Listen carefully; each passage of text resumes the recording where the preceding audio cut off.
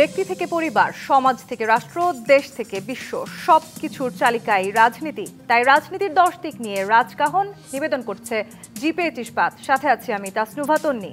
অবশেষে দীর্ঘ প্রায় 4.5 ঘন্টার সংঘর্ষের পর ঢাকা বিশ্ববিদ্যালয়ের অধীন থেকে রাজধানী ঢাকার সরকারি 7 কলেজকে পৃথককরণের সিদ্ধান্ত নিয়েছে ঢাবি কর্তৃপক্ষ।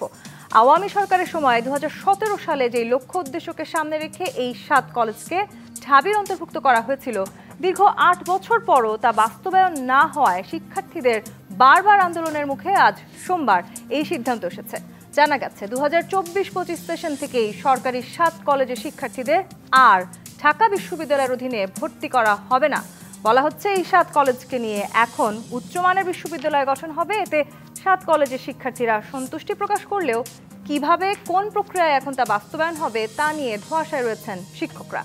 এছাড়া 7 কলেজ স্বতন্ত্র বিশ্ববিদ্যালয় যে দাবি করছে তা পূরণ হবে। যেসব কলেজে উচ্চ মাধ্যমিক আছে তাদের কি হবে সেই বিষয়েও তো আছে প্রশ্ন।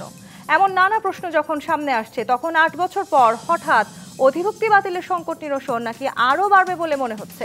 এসব নিয়ে আজ আলোচনা করব রাজকাহনে। স্টুডিওতে আছেন বিএনপির আন্তর্জাতিক বিষয়ক সম্পাদক ব্যারিস্টার নাসির উদ্দিন অসীম, আছেন ঢাকা বিশ্ববিদ্যালয়ের রাষ্ট্রবিজ্ঞান বিভাগের সাবেক চেয়ারম্যান অধ্যাপক ডক্টর নুরুল আমিন ব্যাপারী এবং আছেন জাতীয় পার্টির অতিরিক্ত মহাসচিব ও সাবেক সংসদ সদস্য ব্যারিস্টার শামীম হায়দার পাটোয়ারি। রাজকাহনে স্বাগত জানাচ্ছি আপনাদের সবাইকে। শামীম হায়দার পাটোয়ারি, আন্দোলন হবে, রণক্ষেত্র হবে, সংঘর্ষ হবে, ভোগান্তি হবে সাধারণ জনগণের, এরপরে গিয়ে দাবি মানা হবে এবং সেই সময়টাতে আসলে আলোচনাও হবে।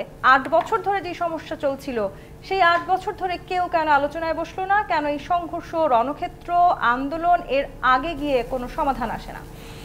এটা দুঃখজনক এবং এর ফলে মানুষ প্রচণ্ড ভোগান্তির শিকার হয়।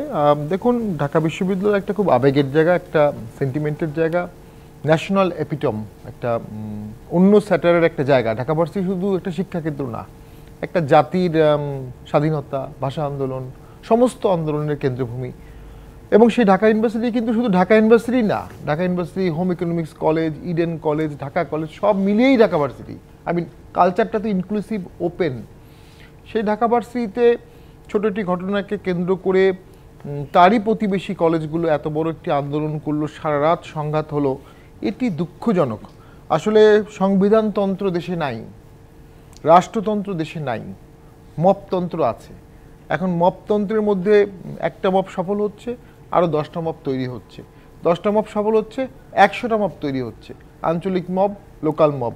কালকে ইফতিদিয়া মাদ্রাসা, আজকে ছাত্রদের সংঘাত, জানি না পরশু কী হবে। এভাবে তো রাষ্ট্র চলতে পারবে না।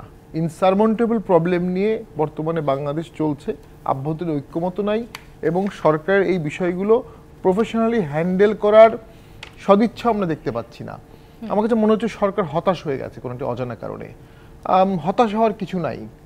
কোনো সরকারই তো 100 বছরের জন্য সরকার গঠন করে না। মেয়াদ থাকবে, সময় থাকবে, ওইটুকু সময়ের মধ্যে আপনাকে দাগ কেটে যেতে হবে, চিহ্ন রেখে যেতে হবে যে আপনি ব্যাপক কিছু কাজ করেছেন। সেটাই সরকার করতে পারত।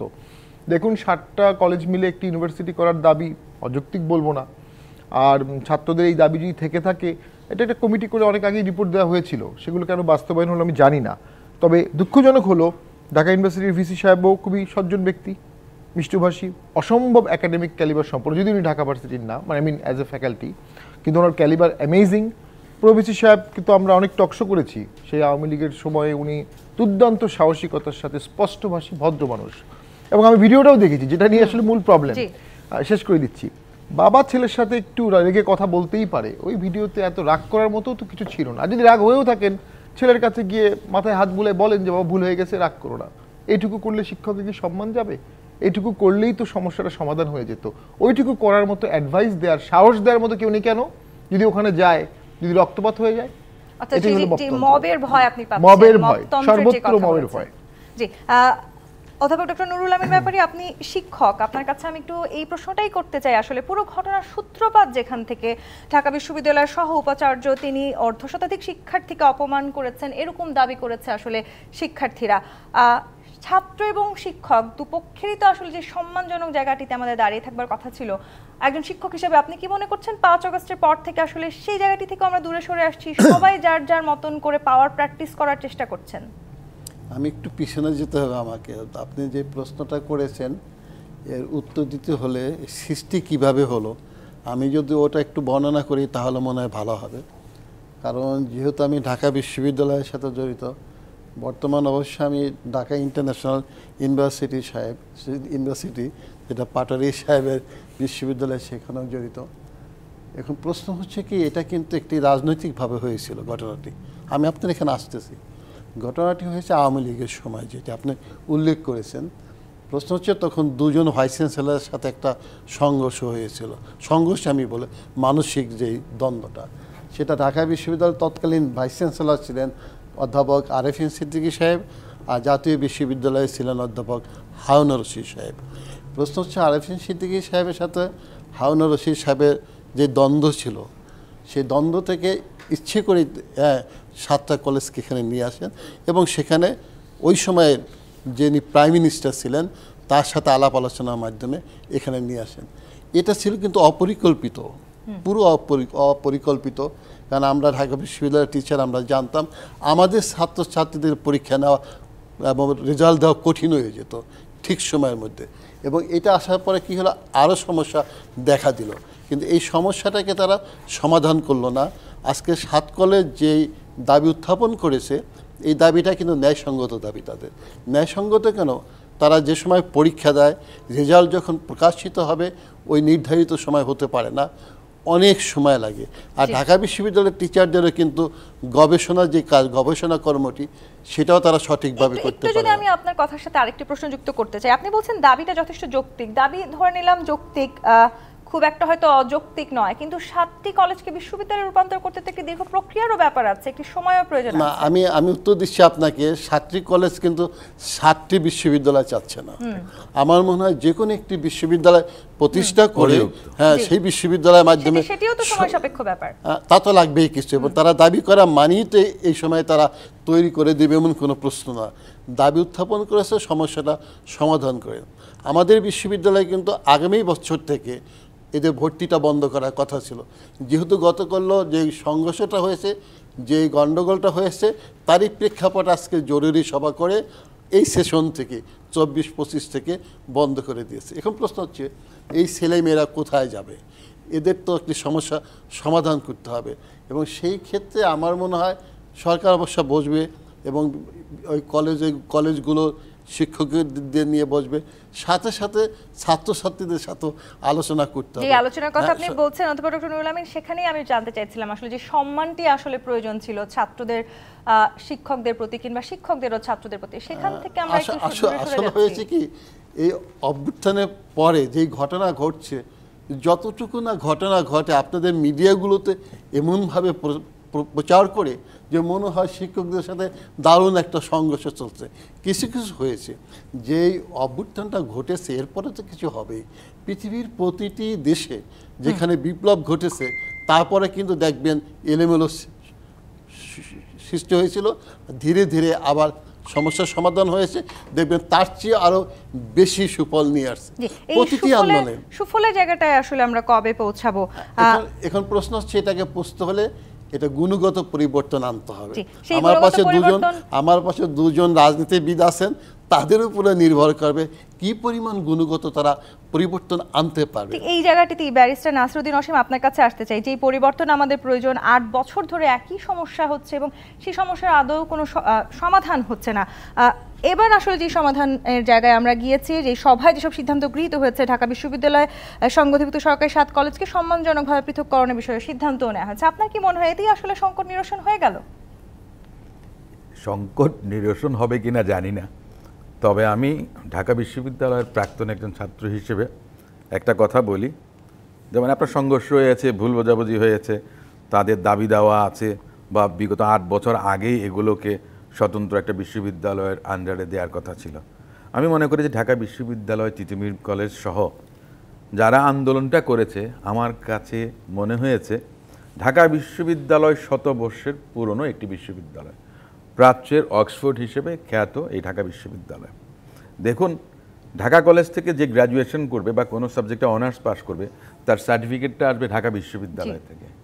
আর এখন তারা যেই দাবিটা করছে, তাদের বোঝা উচিত ছিল, আপনি এটাকে যে নামেই দেন না কেন, শতবর্ষ পুরনো ঢাকা বিশ্ববিদ্যালয়কে সবাই চেনে।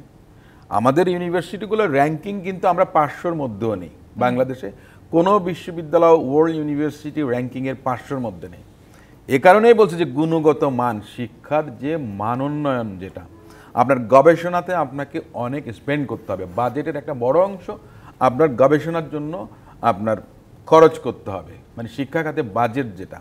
এই কলেজগুলো যে এখানে মনে করেন যে শিক্ষার গুণগত পরিবর্তন আনার জন্য শিক্ষকদের যেমন আপনার প্রয়োজন আছে সেই পরিমাণ একাডেমিক এক্সেলেন্স থাকা, তারপরে আপনার গবেষণার জন্য যে সমস্ত ল্যাবরেটরিজ দরকার, আপনার মনে করেন যে ফিল্ড ওয়ার্ক করার জন্য যে সমস্ত সাপোর্ট দরকার, আপনি যদি সেগুলো কখনো না বাড়ান তাহলে তো শিক্ষার মান কখনো উন্নয়ন, মানে মানোন্নয়নটা হবে না। আমরা কেন র্যাঙ্কিংয়ে, ওয়ার্ল্ড র্যাঙ্কিংয়ে আমরা যেতে পারি না? একটা জিনিস কিন্তু আশ্চর্যের বিষয়, জাহাঙ্গীরনগর বিশ্ববিদ্যালয়ের ভূগোল বিভাগ, জিওগ্রাফি ডিপার্টমেন্টটা বিশ্বের 30 নাম্বার র্যাঙ্কিংয়ে আছে, কিন্তু আমরা হয়তো এটা অনেকে জানি না। কিন্তু কারণটা কেন? ওই ডিপার্টমেন্টে তাহলে সে পরিমাণ শিক্ষক আছে, সেই আনুপাতিক হারে ছাত্র আছে, এবং সেখানে নিশ্চয়ই আপনার, আমি যেটা বলবো যে আন্তর্জাতিকভাবে যে সমস্ত গবেষণা সাবজেক্ট, জার্নাল থাকতে পারে, আপনার নিবন্ধন থাকতে পারে, বিভিন্ন ধরনের একাডেমিক কাজের মধ্য দিয়ে একটা বিভাগ তার যে স্বকীয়তা ফুটিয়ে তুলেছে, যার কারণে সে বিশ্বের 30টি বিশ্ববিদ্যালয়ের জিওগ্রাফি ডিপার্টমেন্টের র্যাঙ্কিংয়ে আপনি ঠিক যেভাবে চিন্তা করছেন, যে মানের উন্নয়ন নিয়ে আপনি চিন্তা করছেন, আপনার কি মনে হচ্ছে যারা আসলে এই আন্দোলন করছেন তাদের বেশিরভাগ আসলে সেই বিষয়গুলো চিন্তা করছেন? আমি তো তা মনে করি না, আমি তা মনে করি না। তারা যদি ওটা মনে করতো তাহলে একটা স্বতন্ত্র বিশ্ববিদ্যালয়ের আন্ডারে না গিয়ে তারা ঢাকা বিশ্ববিদ্যালয়ের আন্ডারে থাকাটাই গৌরবের, এবং সেটাই কিন্তু শ্রেয় ছিল।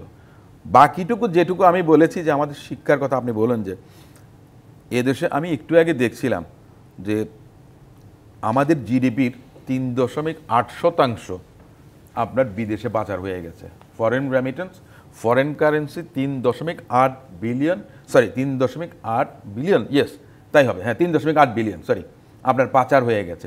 ওটা দিয়ে সমগ্র শিক্ষা খাত এবং অন্যান্য আরও অনেক কিছুকে আপনি মনে করেন যে কাজে লাগাতে পারতেন। তাহলে আমার কথাটা হচ্ছে যে সামগ্রিকভাবে রাষ্ট্রের একটা সংস্কার দরকার। সেই সংস্কারের নেতাদেরও একটি বড়, অবশ্যই আমি তো বলি সবার কাজ করা উচিত। কে সরকারে থাকবেন, কে সরকারের বিপরীতে থাকবেন, আপনার কি মানে এই অন্তর্বর্তীকালীন সরকার, তাদেরও অনেক দায়িত্ব আছে। কিন্তু আপনার তারা তো অনেক কমিশন গঠন করেছেন। আপনি কি মনে করছেন যে গতকাল রাতে আসলে আমরা যে ঘটনা দেখেছি, যেভাবে সংঘাত সহিংসতার শঙ্কা করা হয়েছে, সেটি আসলে অন্তর্বর্তীকালীন সরকার সঠিকভাবে তারা ট্যাকেল দিতে পেরেছেন কি না? ট্যাকেল দিতে পেরেছেন কিনা আমি ঠিক জানি না। দাবি দাওয়াটা মেনে নিয়েছে। দাবি দাওয়া যদি না মানতেন, আপনার জুলাই আগস্টের আন্দোলনে শেখ হাসিনা যদি আপনার বড় বড় কথা না বলতেন, না বড় বড় বুলি না আওড়াতেন, বলতেন যে হ্যাঁ দাবি মেনে নিলাম, তাহলে কি এই আন্দোলনটা হতো? আইনমন্ত্রী আনিসুল হক সাহেব যদি বলতেন হ্যাঁ ঠিক আছে জানুয়ারির অমুক তারিখে হিয়ারিং হওয়ার কথা, ঠিক আছে আগামীকালকে হিয়ারিং দিলাম, ওর সময় তো আপনার কোর্ট তো ওনাদের নির্দেশেই চলতো। ওনারা যেটা বলে দিতেন সেটাই কিন্তু রায় আকারে, জাজমেন্ট আকারে কাগজ কলমে বেরোতো। আমি এই কারণেই বলছি যে রাষ্ট্রের ক্ষমতাতে যদি আপনি থাকেন, রাষ্ট্রই হলো সমস্ত ক্ষমতার উৎস, জনগণ না। অবস্থাটা হয়ে গেছে এমন। তারা কি বুঝে করেছে না না বুঝে করেছে? আপনার যে মামুন স্যারের কথা যে বললেন, আপনার প্রভাষণ ছিল ঢাকা বিশ্ববিদ্যালয়, তিনি অত্যন্ত আপনার সদালাপী, মিষ্টভাষী, একজন নিরীহ প্রকৃতির একজন মানুষ আমার দেখা। কিন্তু তার সঙ্গে তিনি কি কোন ধরনের ব্যবহার করেছেন, ওই ব্যবহারে কতটুকু তারা আঘাত পেয়েছেন, বা সেটাকে সেখানেই মিনিমাইজ করা যেত কিনা, তাহলে এই ধরনের সংঘাত সংঘর্ষটা হতো না। কিন্তু ছাত্রদের তো দাবিটা থেকেই যেত। এই দাবিটা এটা হয়ে গেছে গণপ্রজাতন্ত্রী বাংলাদেশ সরকার না, এটা গণদাবিতন্ত্রী বাংলাদেশ সরকার। এই প্রশ্নটাই আমি করতে চাই। ব্যারিস্টার শামীম হায়দার পাটোয়ারি, আপনি মপতন্ত্রের কথা বলেছেন, তার মানে কি ট্রেন্ডিং চলছে আসলে আমি দাবি করব এবং সেখানে সংঘাত সহিংসতা হতেই হবে এবং বাধ্য করব কোনো না কোনো দাবি মেনে নিতে, এবং দাবি মেনে নেওয়া হচ্ছে বিধায় আসলে পরবর্তীতে আরো অন্য অনেকেই সেই সুযোগটিও পাচ্ছেন নতুন করে আবার আন্দোলন করবার, তাই কি মনে করেন? না, ব্যাপারটা তা না। ব্যাপারটা হচ্ছে আসলে দুটি জিনিস ঘটেছে। একটা হচ্ছে একটা পিছিয়ে পড়া জনগোষ্ঠীর হঠাৎ করে অনেক বেশি পলিটিক্যাল এম্পাওয়ারমেন্ট হয়েছে, যেটা ধাপে ধাপে 30 বছরে হতো, এটা 3 মাসে 2 মাসে হয়ে গেছে। এটার কিছু ভালো দিকও আছে, এটা কিছু খারাপ দিকও আছে। এবং এর ফলে রাষ্ট্রীয় যে কাঠামোটা, যে স্ট্রাকচারটা, ব্যুরোক্রেটিক যে কাঠামো, পুলিশের যে কাঠামো, পলিটিক্যাল যে কাঠামো, সে কাঠামোতে চিট ধরে গেছে। কাঠামোটা কাজ করছে না, সবার মধ্যে স্বতঃস্ফূর্ততা হারিয়ে গেছে, এবং কেউ আগ বাড়িয়ে কোনো কাজ করছে না। মানে যে জিনিসটা আলোচনা করলে তাৎক্ষণিক সমাধান হয়ে যায়, হয়তো বা ওই ওসি, ওই এসি বা ওই লোকাল যিনি ব্যক্তি আছেন তাদের সেই এম্পাওয়ারমেন্ট নাই, সে সাহস নাই, সে দায়িত্ব নেওয়ার ক্ষমতা নাই, যে কারণে এটা হচ্ছে। আরেকটা হচ্ছে ডেমোস্টুডেন্স, যেটা বাংলাদেশে কখনো ছিল না, সেটা হচ্ছে ভয়েস অফ নন এলিট। এই ভয়েস অফ নন এলিটটা রাইজ হচ্ছে খুব এক্সট্রিমলি। কেন এত বেশি হচ্ছে?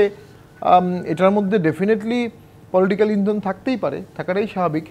আবার আমি তো মনে করি এই সরকার, যাদের পলিটিক্যাল ব্যাগেজ নাই, যারা ভোটের মাধ্যমে আসেনি, অর্থাৎ ভোটের মাধ্যমে যারা আসে তারা ভোট পর্যন্ত যেতে যেতে অনেকগুলো কমিটমেন্ট করতে হয়, ওই কমিটমেন্ট না করে অন্য কিছু করতে পারে না, ওই কমিটমেন্ট করতে করতে বাজেটও শেষ হয়ে যায়। তো এই সরকার যেগুলো ভালো কাজ সেগুলো করতে তো আমি মনে করি সময় লাগার কোনো কারণ নাই। আমরা দু একটা ছাড়া দৃশ্যমান কোনো ভালো কাজ দেখিনি। 150 দিনে তো আমি মনে করি 1500 ভালো কাজ করা যেত, এবং সেটার জন্য অনেক প্যাকেজ তৈরি আছে। আমি পার্লামেন্টে ছিলাম, আমি জানি যে আনডিসপুটেড নন পলিটিক্যাল প্যাকেজ আছে। সেগুলো না করে সরকার যেটা করছে, বা এই ছাত্ররাও যেটা করছে, খুব দুঃখের সাথে বলবো, এটাকে বলা হয় নাইট মারিশিং, কাফকাস কনসিকুয়েন্স, ভেগ কনসিকুয়েন্সে আগাচ্ছে। কোনো সুনির্দিষ্ট রূপরেখা নাই, কোনো সুনির্দিষ্ট আদর্শ নাই, আদর্শ হাইড আছে, সিনোনিমি নিয়ে আছে, এবং মোস্ট ইম্পর্টেন্ট হচ্ছে যে এন্ড রেজাল্ট কি হবে এটার কোনো দিক নির্দেশনা নাই। শেষ আসলে কি হতে যাচ্ছে সেটি না জানার তো একটি বিশাল বড় সংখ্যা আমাদের জন্য। অন্তর্বর্তী সরকারের আসলে যে ধরনের সমাধান আজকে আমরা পেয়েছি, সেই ধরনের সমাধান সেই জায়গাগুলোতে কাজ করে শেষ করবার মতো সময় আদৌ অন্তর্বর্তীকালীন সরকারের সামনে আছে কিনা সেটিও তো একটি বড় প্রশ্ন।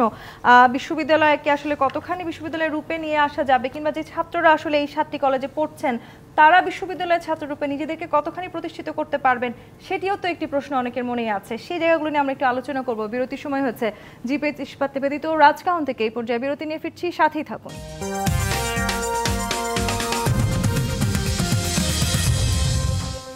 আমন্ত্রণ আরও একবার জিপে ইস্পাত নিবেদিত রাজকাহনে। অধ্যাপক ডক্টর নুরুল আমিন ব্যাপারী, অনেক ধরনের দাবি দেওয়া ছিল, বিশেষ করে 6টি দাবির কথা যদি আমি বলি, সেই দাবিগুলো আসলে মেনেও নেওয়া হয়েছে। কিন্তু এরপরেও আসলে যেটি আমরা বলছি, এই ধরনের সমস্যার সমাধান করতেও তো আসলে এক ধরনের সময় প্রয়োজন হয়। আপনি কি মনে করছেন অন্তর্বর্তীকালীন সরকারের সামনে সেই সময় আছে? অন্তর্বর্তীকালীন সরকার সাধারণত এই দীর্ঘমেয়াদী কোনো সমস্যা সমাধান করতে পারবে না। এভাবেই তো তাদের সমস্যার কোনো সীমা নেই, একটার পর একটা সমস্যা আসতেছে। তবে এখানে যে ব্যাপারটা হয়েছে, এটা ছাত্রদের অবশ্য নিয়ে একটা সিদ্ধান্ত উপনীত হবে অন্তর্বর্তীকালীন সরকার। সেখানে আছে হয়তো বা তারা রিকোয়েস্ট করবে, আমার মনে হয়, ঢাকা বিশ্ববিদ্যালয়কে আলোচনা করে যেন এই সমস্যাটা সমাধান করেন, অথবা তারা পারে পুরানো জাতীয় বিশ্ববিদ্যালয় আবার দিয়ে দিতে। হঠাৎ করে এই 4-5 মাসের মধ্যে কিন্তু একটা বিশ্ববিদ্যালয় ঘোষণা করতে পারবে, তার অবকাঠামো তো দিতেই পারবে না, টিচার তো পাবেই না, তাহলে সেই দিকে তারা সফল হবে না। কিন্তু আমার মনে হয় যে কলেজগুলোতে আসলে ইন্টারমিডিয়েট পড়াচ্ছে তাদের ভবিষ্যৎ কি হবে, তারা কি করবে? অনেক প্রশ্ন আছে। আর এই ধরনের আন্দোলনগুলো সাধারণত হয় আপনার আবেগের উপর বসে করতে যায়, ইমোশনালি করে ফেলে। আর যারা করতেছে তারা মনে করে এগুলি আমরা যদি চাই ডিমান্ড করি তাহলে পেয়ে যাব। কারণ এই যে উচ্চ আকাঙ্ক্ষা পাওয়ার, এটা কিন্তু তারা এই 24-এর গণ অভ্যুত্থানের মাধ্যমে তারা বেশি পেয়েছে। অর্থাৎ এই গণ অভ্যুত্থানে যতটুকু না চাওয়া ছিল তার চেয়ে বেশি পেয়ে গেছে, এবং পাওয়ার ফলে আমি যেটা বলবো জাতির জন্য কল্যাণকর হয়েছে। একটা ফ্যাসিবাদী সরকার বিদায় নিয়েছে, এটা আমি বলবো জাতির জন্য একটা আশীর্বাদ হয়েছে। এবং সেই আশীর্বাদের ফলস্বরূপ যদি আপনি প্রতিদিন আসলে নতুন নতুন ভাবে আন্দোলন দাবি নিয়ে আসেন, আমি কিন্তু আশাবাদী, আমি হতাশ হই না। পৃথিবীর প্রতিটি দেশে দেখবেন, ইভেন ফরাসি বিপ্লবে পড়ে দেখবেন, এটা দারুণ গণ্ডগোল হয়েছে। কনস্টিটিউশন পরিবর্তন করতে হয়েছে, একটা পর একটা রিপাবলিক হয়েছে, 5টা পর্যন্ত গিয়েছে। আপনার এটি প্রতিটি জায়গায় দেবেন, রুশ বিপ্লব হয়েছে, চীন বিপ্লব হয়েছে, প্রতিটি বিপ্লবের পরে এটি ঘটে। কিন্তু আমি এটাকে আমিই বলেছি, এখন অবশ্য ফরাদ মাজাহার সাহেব, সলিমুল্লাহ সাহেব, সবাই আমরা বলতেছি it's not a revolution at all. এটাকে আমরা কি বলতেছি? অভ্যুত্থান বলতেছি। কারণ এটাকে বলতেই হবে অভ্যুত্থান, যারা আমাদের এই শাখার ছাত্র। তো সেই ক্ষেত্রে হয়তো বা এটা হয়েছে, কিন্তু আমার মনে হয় যদি রাজনৈতিক নেতারা এটাকে সহযোগিতা করে ভালোর দিকে নিতে পারে, সেই ক্ষেত্রে আমি বলবো বিএনপির বড় একটি অবদান রাখার সুযোগ, এবং তাদের উচিত হাতটা অগ্রসর করে দাও। যদি আমি আন্দোলনে 15টি বছর যাবৎ বিএনপির সাথে আছি, তারপর আমি বলবো একটি কথা এখানে বলবো জাতির সামনে, যদি ছাত্ররা যে প্রস্তাব দিয়েছে এটিকে যদি সত্যি বিএনপি গ্রহণ না করে থাকে, তাহলে জাতির প্রতি অন্যায় করা হয়েছে। অর্থাৎ এখানে প্রয়োজন ছিল একটি জাতীয় সরকার। এই সমস্যাগুলি সমাধানের জন্য জাতীয় সমস্যা, জাতীয় সরকার, সেই সরকারের কাজ সবচেয়ে নেতৃত্ব দেওয়া প্রয়োজন ছিল বিএনপি। অর্থাৎ রাজনৈতিক দলগুলোর উপর আসলে এখন অনেক বড় একটি দায়িত্ব আছে। ব্যারিস্টার নাসির উদ্দিন অসীম আবেগের কথা বলছিলেন অধ্যাপক ডক্টর নুরুল আমিন ব্যাপারী, সেখানে আমরা একটা বলতেই পারি আসলে ঢাকা বিশ্ববিদ্যালয় কর্তৃপক্ষের কিছু অবহেলার কারণে আসলে এই 7 কলেজের শিক্ষার্থীদের মাঝে ইগো প্রবলেম বাড়ছে এবং সে কারণে এই ধরনের সমস্যা হচ্ছে কিনা। আবার আপনি নিশ্চয়ই জানেন শারজিস, যিনি আসলে খুবই গুরুত্বপূর্ণ একজন এই মুহূর্তে ছাত্রনেতা, তিনি বলেছেন মবের মধ্যে ঢুকে মারামারি থামানোর কথা বলতে একটি সাহসের এক ধরনের শব্দ তিনি ব্যবহার করেছেন। সেই সাহসটি আসলে অন্য কারো ছিল না, যেটি তাদের একজন নেতা তিনি দেখিয়েছেন। তার মানে কি রাজনৈতিক দলগুলো কিংবা অন্তর্বর্তী সরকার, আইন শৃঙ্খলা বাহিনীর সবারই কি একটু সাহসের অভাব? না, আসলে এখানে কিন্তু সাহসের বিষয় না। বিষয়টা সাহস দিয়ে আপনি সবসময় সব কিছু করতে পারবেন। একদিকে আছে মনে করেন যে 100 জন, আপনি তার বিপরীতে একা। আপনার যতই সাহস থাকুক না কেন, আপনার অবধারিত যে আপনি পরাভূত হবেনই। এখানে সাহসের বিষয়টা না, বিষয়টা হচ্ছে যে বিচক্ষণতার বিষয়।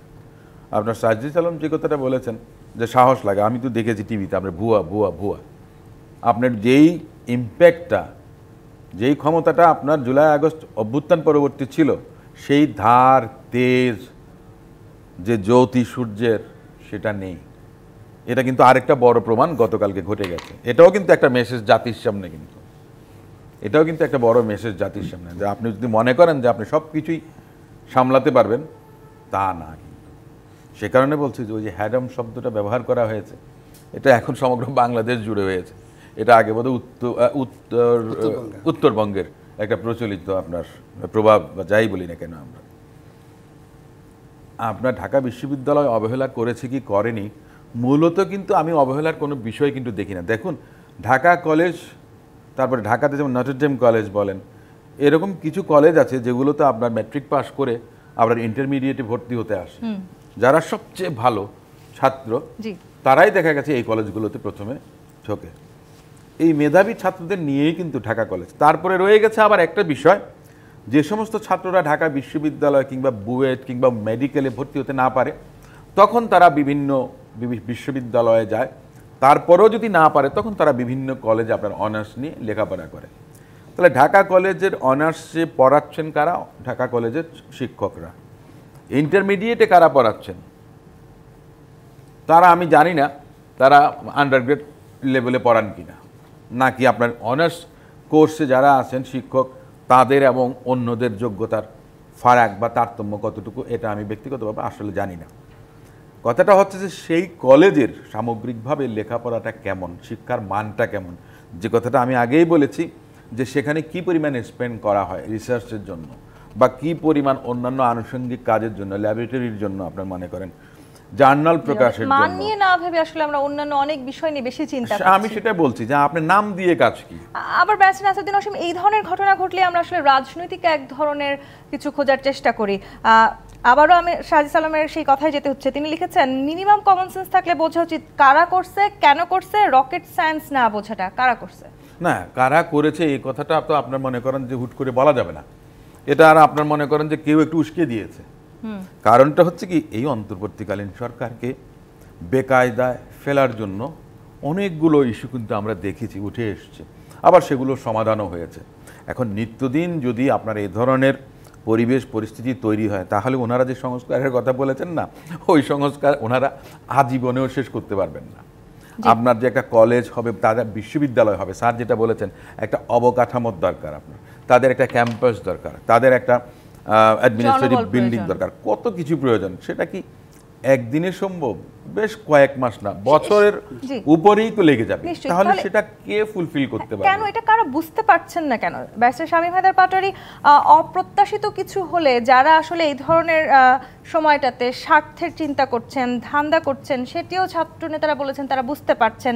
অপ্রত্যাশিত কোনো ঘটনা যদি ঘটে যায়, তাহলে তারা আবারও গর্তে ঢুকে যাবেন, এমন আশঙ্কাও তারা করছেন। এবং গতকালকের ঘটনা আসলে পুরো জাতি কিন্তু একটু শঙ্কিত ছিল, এখান থেকে বড় কিছু ঘটে যেতে পারে কি না। বারবার আসলে আমাদের এই শঙ্কার মধ্যে দিয়ে যেতে হবে।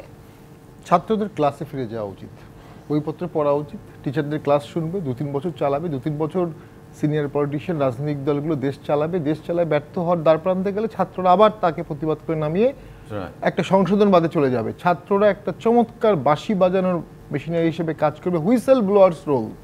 দেশ চালাতে পারবে না, দেশ চালাতে কাজ না।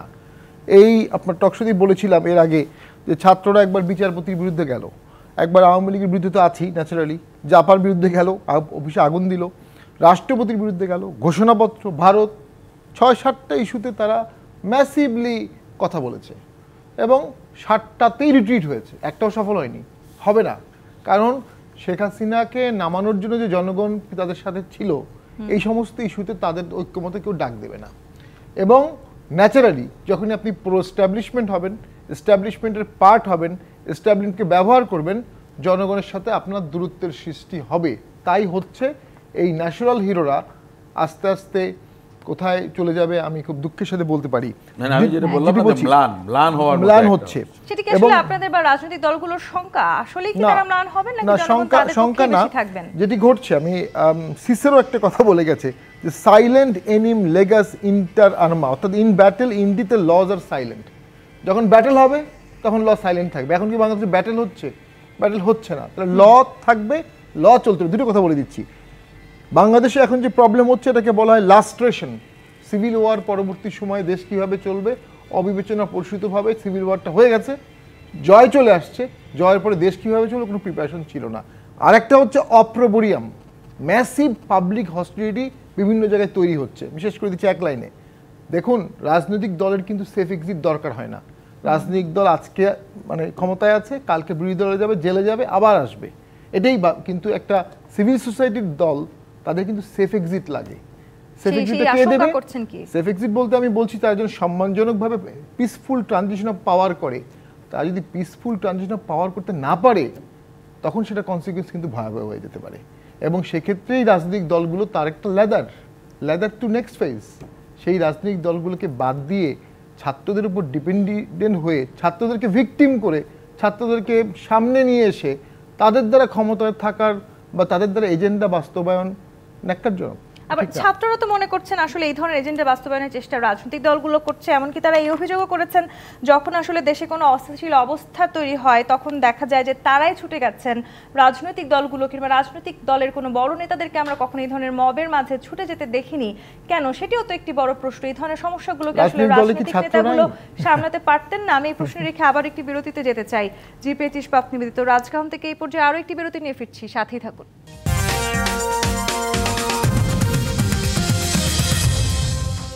আরও একবার আমন্ত্রণ জি25 ইস্পাত নিবেদিত রাজকাহনে।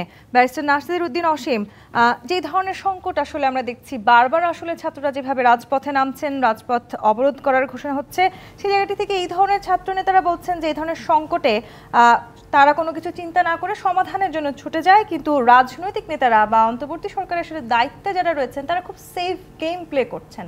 আসলেই কি তাই? না, আমার মনে হয় না এই কথাটা সঠিক। সবাই আপনার এটা নিয়ে উদ্বিগ্ন, নিশ্চয়ই সবাই আপনার চিন্তা করেন কোনো না কোনো মত যেখানে পৌঁছানোর বা দেওয়ার দরকার সেটা নিশ্চয়ই দিয়ে থাকেন। এবং অন্তর্বর্তী সরকারের যারা আছেন তারাও নিশ্চয়ই এই ব্যাপারটা সম্পর্কে ওয়াকিবহাল তো অবশ্যই আছেন এবং এর একটা সমাধানের পথ খুঁজে বের করার চেষ্টা করবেন। ছাত্রদের দাবি দেওয়া থাকবে, এটাই স্বাভাবিক। দাবি পূরণ না হওয়া পর্যন্ত তারা দেখা গেছে ঘরে ফেরত যাবে না। এখন বক্তব্যটা হচ্ছে যে আপনি কিভাবে আপনার সেখানে ইনভলভ হবেন আপনি তাদের কাছে। কারণ আপনার প্রথম কথাটা হচ্ছে যে আপনার দাবি দেওয়া যদি ইমোশনালি ড্রিভেন হয় তাহলে আপনি বাস্তবতার আলোকে আপনি সেটা কতটুকু উপলব্ধি করতে পারবেন, আর আপনি সেই উপলব্ধি থেকে কতটুকু কোনো একটা কনক্লুশন বা সারসংক্ষেপ আপনার সামনে আপনি উপস্থাপন করতে পারবেন। তো এখানে তো একটা গালফ অফ ডিফারেন্স যেটা আপনার, সেটা যদি আমরা অনুধাবন করতে না পারি তাহলে তো আমি সমাধান তো দূরের কথা, আপনার সমস্যাটা কি সেটাই তো বুঝতে পারবো না। অধ্যাপক ডক্টর নুরুল আমিনের ব্যাপারে একটি কথা বলছিল যে এই যে সমস্যা আসলে সেটা তো দীর্ঘমেয়াদী সময় প্রয়োজন আছে সমাধান করতে। আমরা তো সমাধানের পথে হাঁটতে চাই, সংকটের নিরসন চাই, রাজনৈতিক দলগুলোর তো একটি বড় অবদান থাকার কথা। আমি একটা বিষয় বলি, সমস্যার সমাধান কিন্তু 1 মিনিটেও হতে পারে, কিন্তু আপনার যে বিষয়টা যে ইমপ্লিমেন্টেশনটা কিভাবে হবে, কত দিনে হবে, সেটাই কিন্তু বিষয়। 1 বছর, 2 বছর, 3 বছর, 4 বছরও লেগে যেতে পারে। আপনি চাইলেই যে রাজনৈতিক দলগুলোর কখনো অনীহা হয় তাহলে না, রাজনৈতিক দলগুলোর অনীহা কেন হবে? আপনার মনে করেন যে গণতান্ত্রিক রাজনৈতিক দলগুলো তো গণতন্ত্রের চর্চা করে, তাহলে আপনার দাবি দেওয়া যদি থাকে সেটা যদি যৌক্তিক হয় নিঃসন্দেহে সেটা মেনে নেবে এবং মেনে আপনার সেটা ইমপ্লিমেন্ট করার জন্য তারা কাজ করে যাবে। কিন্তু ইমপ্লিমেন্টেশন তো একদিনে সম্ভব না। এটার জন্য প্রথম কথাটা হচ্ছে যে বাজেট, তাই না? আপনার একটা ইনফ্রাস্ট্রাকচার, এটার জন্য একটা ল্যান্ড, পিস অফ ল্যান্ড, এটার জন্য আপনার মনে করেন যে অনেকগুলো ডিপার্টমেন্ট থাকবে, অ্যাডমিনিস্ট্রেটিভ বিল্ডিং থাকবে, কন্ট্রোলার অফিস থাকবে, রেজিস্ট্রার অফিস থাকবে, অনেক কিছুই তো থাকবে। আপনি তো সেটা মনে করেন যে একদিনেই পারবেন না, কিন্তু যেখানে সংকটটা রয়েছে যে দাবি দেওয়াটা মেনে নিলেই তো সমাধান হয়ে যাবে। এই ধরনের সংকটের কারণে আসলে রাজনৈতিক দলগুলোর সাথে ছাত্রদের যে দূরত্ব বাড়ছে বলে আমরা বলছি, সেটি কি আরো বাড়তে পারে বলে আপনি মনে করেন? না, আমি তা মোটেও মনে করি না। আমি একটা জিনিস আপনাকে বলি, দেখুন, যেমন আমি যে সংগঠন করি বাংলাদেশ জাতীয়তাবাদী দল, বাংলাদেশ জাতীয়তাবাদী দলের জাতীয়তাবাদী ছাত্রদল সহযোগী সংগঠন আছে, ঢাকা বিশ্ববিদ্যালয়ে আমাদের শাখা আছে। এই যে গতকালের আন্দোলন হয়েছে, আপনি কিভাবে শনাক্ত করবেন যে কে ছাত্রদল করে, কে শিবির করে, কে বৈষম্য বিরোধী ছাত্র আন্দোলনের সঙ্গে জড়িত? এখানে সবাই মিলে একাট্টা, মানে তাদের ইস্যুতে, সেটা তিতুমির কলেজ বলেন, অন্যান্য কলেজগুলো যেগুলো আছে সেখানে একই বিষয় কিন্তু প্রযোজ্য। আবার দেখুন, ঢাকা বিশ্ববিদ্যালয়ে জাতীয়তাবাদী ছাত্র দলের অনেক নেতা কর্মী আছে যারা দেখা গেছে গতকালকের ওই আপনার কি বলে এই প্রসেশনে অংশগ্রহণ করেছিল। তাহলে দেখুন, এখানে দেখা যাচ্ছে ইজমটা কি? ইজমটা হচ্ছে যে কলেজ এবং বিশ্ববিদ্যালয়, এ জায়গাতে তারা তাদের অবস্থানটা পরিষ্কার করেছে। এখানে কিন্তু রাজনৈতিক কোনো বিষয় কাজ করেনি বা করছে না। এর আগে আমি দেখেছি আমাদের ওখানে অনেকগুলো কলেজ আছে, ঢাকা কলেজের ছেলেরা আপনার আইডিয়াল কলেজের পুরা সাইনবোর্ড, বিশাল সাইনবোর্ড তাদের নিয়ে চলে যাচ্ছে। যে ঘটনাগুলোর কথা আপনি বলছেন, ইগো প্রবলেম বলে একটি শব্দ আমি একটু আগেও ব্যবহার করেছিলাম, ঠিক এই জায়গাটিতে অধ্যাপক ডক্টর নুরুল আমিন ব্যাপারী, ছাত্রদের সাথে ছাত্রদের সংঘাত বাড়ছে, যেটি হয়তো আমরা প্রত্যাশা করতে চাই না। ঢাকা বিশ্ববিদ্যালয়ের আপনি নিশ্চয়ই জানেন যে আরো একটি আলটিমেটাম তারা দিয়েছে, সেটি 24 ঘন্টার মধ্যে যদি না মানা হয় সেক্ষেত্রে ঢাকা বিশ্ববিদ্যালয়ের কোনো বাস এই 7 কলেজের সামনে দিয়ে যেতেও পারবে না। এই ধরনের তারা হুমকিও দিচ্ছে। বারবার আসলে হুমকি আসবে, বারবার আলটিমেটাম আসবে, সমাধান আসে না কেন? আসলে এটা এই সমস্যাকে সমাধান করতে হলে কিছু সময় তো দিতেই হবে। আর যেভাবে তারা হুমকি দিচ্ছে এগুলি সাধারণত দিয়ে থাকে, এবং আমার মনে হয় এই সমস্যার সমাধানের জন্য বিশ্ববিদ্যালয়, ঢাকা বিশ্ববিদ্যালয় ভাইস চ্যান্সেলর সহ প্রশাসনিক যে সহযোগিতা এটাও দিবে।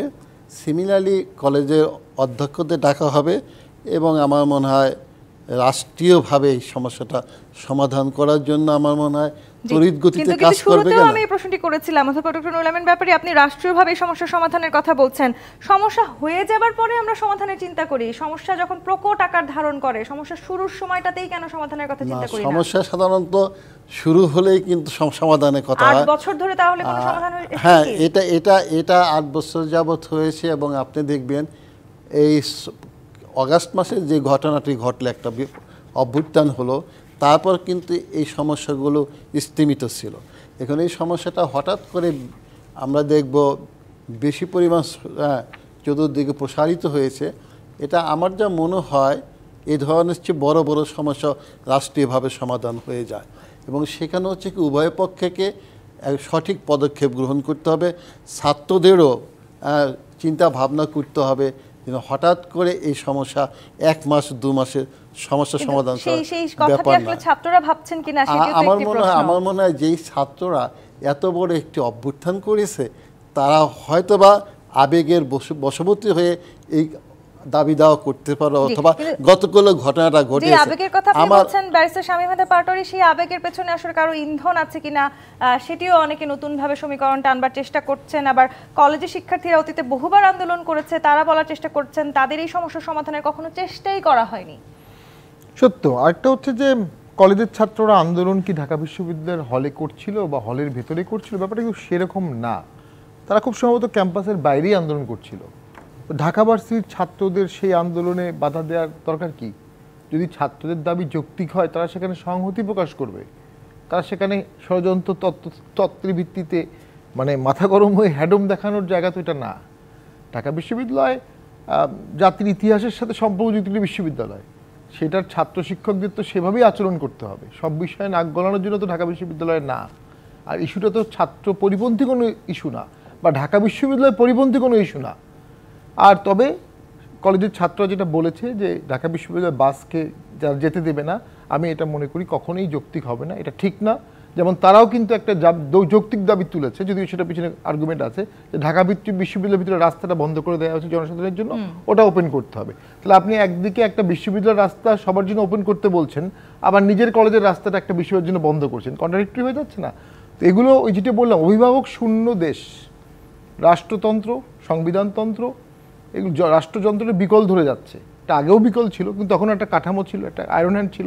এখন সেই আয়রন হ্যান্ডটা না থাকার কারণে কাঠামোটা নড়বড়ে হয়ে যাচ্ছে। খুব দ্রুত এটা সমাধান করতে হবে, এটা থেকে অনেক ড্রাস্টিক কনসিকুয়েন্স হয়ে যেতে পারে। এবং আমি মনে করি এই আন্দোলনের যারা নেতা দিয়েছে, নেতা ছিল শেখ হাসিনার বিরুদ্ধে আন্দোলনে, তাদের সব বিষয়ে নাক গলানো উচিত না। কারণ প্রত্যেক বিষয়ে একটি পক্ষ বিপক্ষ থাকে, তা যখন নাক গলাচ্ছে তার একটি পক্ষের কাছে বিতর্কিত হচ্ছে।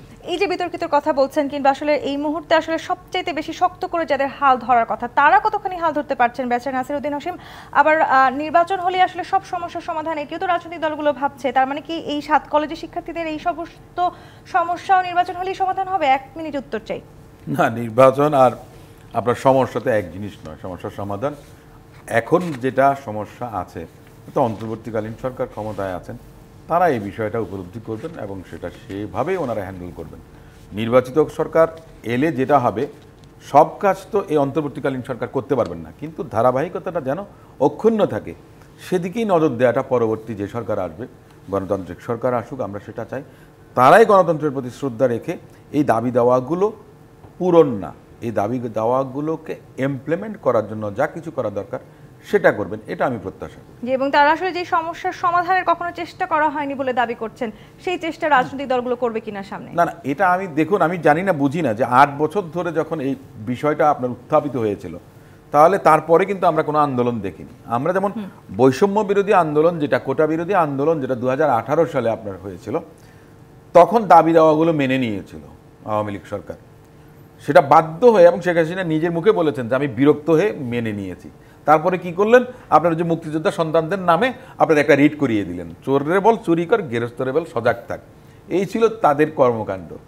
সে সময় তো মনে করেন যে রাজনৈতিক সরকার, আমরা যেটাকে বলি বিনা ভোটে হোক আর যেটাই হোক, একটা সরকার তো সাংবিধানিক সরকার ছিল, সেই সময় এই দাবিগুলো মানে উপস্থাপিত হয়নি আর কখনো। দীর্ঘ 8 বছরের যে একটা পজ, সেখান থেকে হঠাৎ করে এখন এই দাবিটা আনা মানে হলো এই অন্তর্বর্তীকালীন সরকারের যে আপনি একটা ষড়যন্ত্রের কোনো বিষয় আছে কিনা, থাকতেও পারে, কনস্পিরেসি আছে কিনা, তার মধ্যেও কনস্পিরেসি থিওরি দিতে পারি, এর বেশি কথা তো বলতে পারবো না। নিশ্চয়ই যে কোনো ধরনের সংকটই আসলে সবাইকে সজাগ থেকে সেই সংকট নিরসনের ব্যবস্থা নিতে হবে।